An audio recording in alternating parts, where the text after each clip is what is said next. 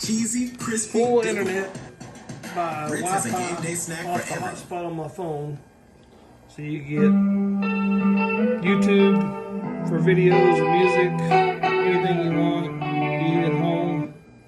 You got Google Chrome. You go in there and pick up whatever you want, which I was just listening to YouTube. All kinds of stuff.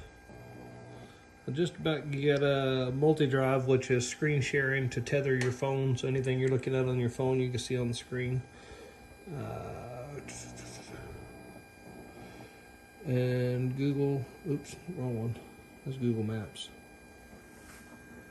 It's got full GPS and everything else as well. Of course, I'm just now setting it all up because I haven't been using it yet.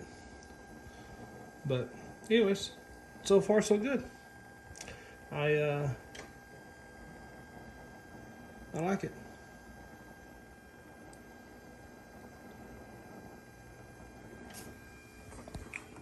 And it looks good.